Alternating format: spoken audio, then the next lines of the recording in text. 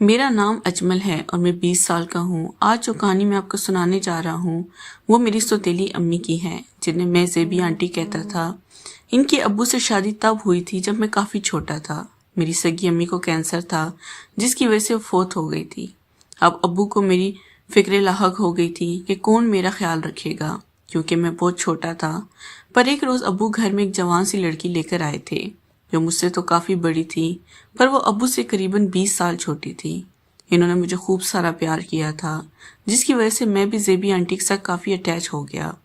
بچپن سے ہی میرا لگاؤ ان کے ساتھ بہت زیادہ رہا ہے، کیونکہ ابو شام ہوتی ہی ڈیوٹی پر چلے جاتے تھے،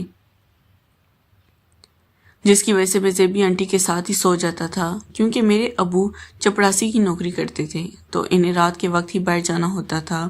میں بہت چھوٹا، تقریباً اس وقت 9 سال کا تھا، جب زیبی آنٹی واش روم میں نہانے کے لیے جاتی تو مجھے بھی اپنے ساتھ لے جاتی، کیونکہ میں بہت تنگ کرتا تھا اور وہ اسی ڈر سے کہ مجھے کچھ ہو نہ جائے ہر وقت مجھے اپنے ساتھ ہی رکھتی تھی۔ دوستو، اگر میں یہ کہوں کہ میں نے زیبی آنٹی کو بچپن سے ہی دیکھا ہوا تھا تو یہ بات غلط نہیں ہوگی، کیونکہ میں بچپن سے ان کے ساتھ رہتا تھا اور اب مجھے عادت ہو گئی تھی۔ میں 12-13 سال کا ہو گیا جب ایک روز ابو کو پتہ چل گیا کہ میں زیبی آنٹی سے ضد کر رہا ہوں کہ وہی میرے کپڑے چینج کرے گی، تو ابو نے زیبی آنٹی کو بہت ڈانٹا اور اس بات سے روک دیا کہ اجمل اب بڑا ہو گیا ہے، اسے تمہارے بغیر ہی سارے کام کرنے چاہیے، کیونکہ وہ جوان ہونے والا ہے، اس لیے یہ غلط بات ہے۔ ابو کی یہ بات سن کر مجھے بہت افسوس ہوا تھا، اور تو اور ابو پر بہت زیادہ غصہ آیا کہ ان کو اس بات سے کیا تکلیف ہے کہ میں زیبی آنٹی کو ہر وقت اپنے ساتھ رہنے کا کہتا ہوں۔ میں تو بچپن سے ان کے ساتھ رہا تھا اور اپنی سگی اماں کی جگہ میں نے انہیں ہی دیکھا تھا۔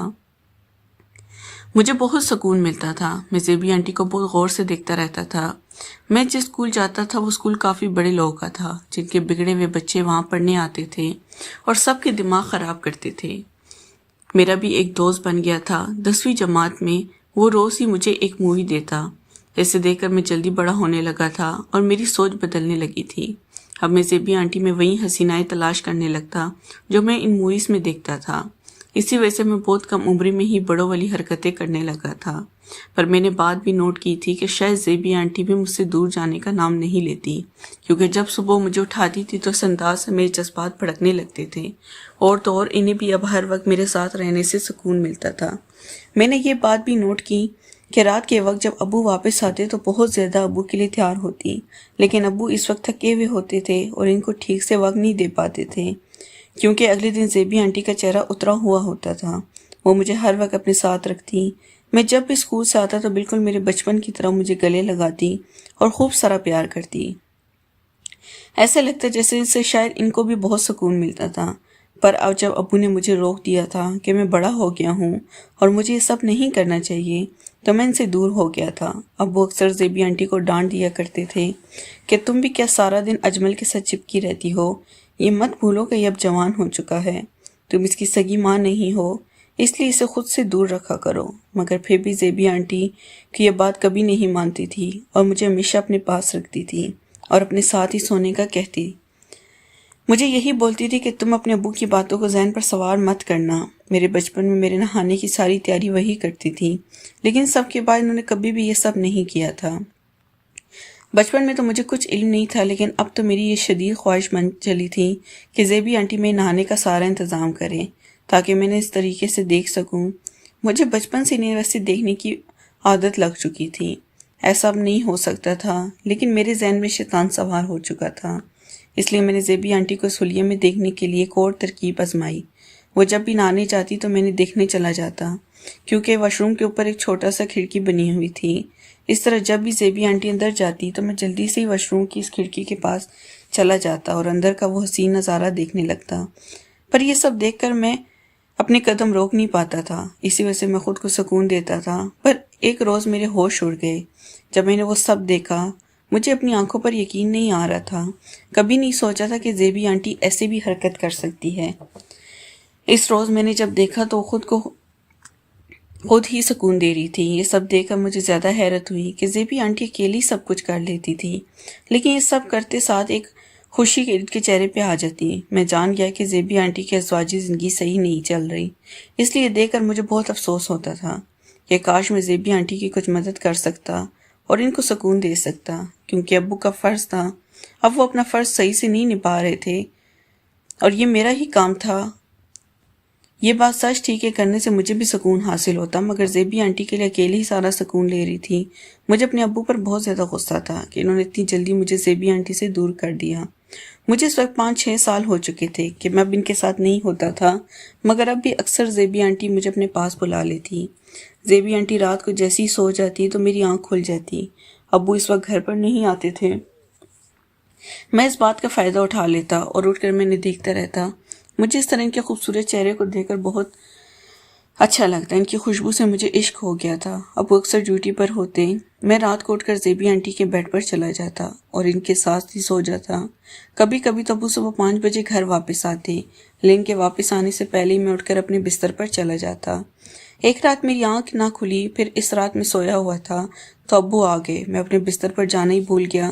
ابو مجھے زیبی آنٹی کے ساتھ دیکھ کر بہت زیادہ غصہ ہوئے اور زیبی آنٹی کو بہت زیادہ ڈانٹنے لگے، جس پر زیبی آنٹی بھی چپ نہ رہ پائی اور چیخ کر بولی، بچپن سے میں نے اجمل کو پالا ہے۔ وہ کہنے لگی، اجمل میرا بیٹا ہے، میں نے اسے پال پوس کر بڑا کیا ہے، آپ اس طرح سے اس کو ڈانٹ نہیں سکتے۔ اجمل میری اولاد کی طرح ہیں، اس چھوٹی سی بات کی وجہ سے یہ غصہ ہو رہے ہیں۔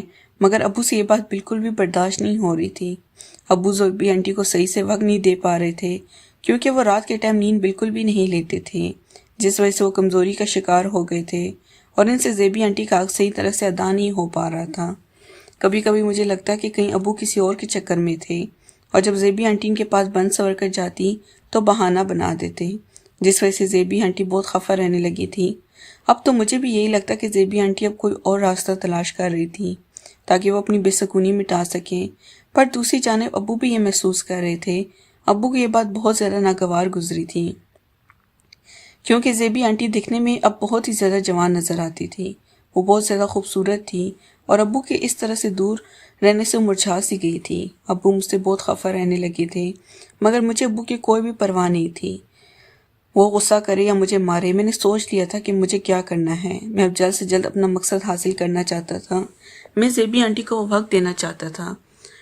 میں جتنا وقت بھی امی کے ساتھ رہا تھا کبھی حد پار نہیں کی تھی اور اپنا مقصد حاصل نہیں کیا تھا، لیکن اب میری ضرورت بہت زیادہ بڑھ چکی تھی اور میرا گزارا ایسے بالکل بھی نہیں ہو پا رہا تھا کیونکہ زیبی آنٹی نے مجھے اس بات کی کبھی بھی اجازت نہیں دی تھی کہ میں ان کے اتنا قریب ہو جاؤں جس طرح ابو ان کے قریب ہو جاتے تھے۔ میں دھیرے سے ان کے پاس جاتا تو بہت زیادہ گھبراتی، وہ جیسے بھی میرے ساتھ کرتی، مگر جب میں ان کو چھیڑتا تو وہ گھبرا جاتی اور بہت ڈرتی کیونکہ انہیں پتہ تھا اگر کبھی ابو کو اس بات کا پتہ لگ گیا تو ابو انہیں اور مجھے نہیں چھوڑیں گے۔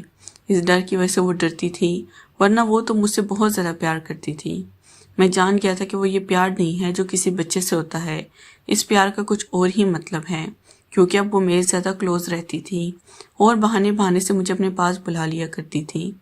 پر اب میں بہت بڑا ہو گیا تھا، لیکن بچپن میں انہوں نے مجھے دیکھا ہوا تھا، شاید انہیں میں بہت زیادہ اچھا لگتا تھا، اسی وجہ سے ہم دونوں ایک دوسرے کو بہت زیادہ پیار کرتے تھے، مگر کبھی بھی ہم نے کوئی حد پار نہیں کی تھی۔ مگر میں نے جب سے انہیں واش روم میں وہ سب کرتے دیکھا تھا تب سے میرا دل بھی مچلنے لگا تھا کہ میں بھی ان کے ساتھ وہ سب کچھ کروں، مگر میں ان کو یہ سب کہنے سے ڈرتا تھا کہیں وہ برا نہ مان جائے یا پھر مجھ پر غصہ نہ کریں۔ ابو کو اگر پتہ چلا تو مجھے نہیں چھوڑیں گے۔ پھر میں نے سوچا تھا کہ ابو کی غیر موجودگی میں جب وہ ڈیوٹی پر چلے جاتے ہیں تبھی میں اپنا کام سر انجام دوں گا اور زیبی آنٹی کو کس طرح اس بات پر راضی کر لوں گا، کیونکہ ابو بھی ان کا حق ادا نہیں کر پا رہے تھے تو یہ حق ادا مجھے ہی ادا کرنا تھا۔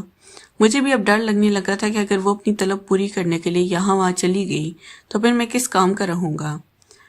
جب میں گھر پر موجود ہوں تو یہ کام میں بھی کر سکتا ہوں، انہوں نے بھی تو مجھے پال پوس کر بڑا کیا تھا، اس احسان کا بدلہ میں چکا ہی سکتا ہوں۔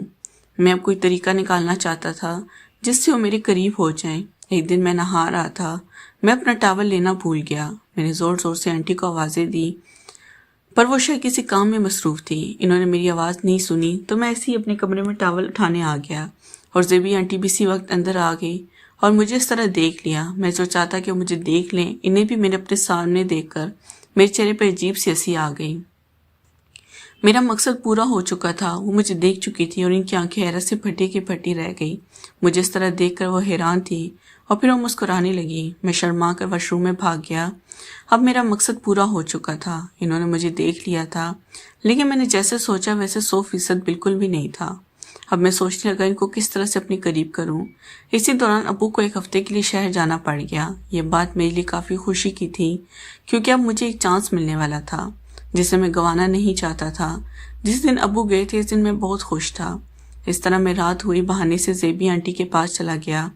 وہ تو فل نیند میں تھی، پر ان کے ساتھ جا کر بیٹھ گیا۔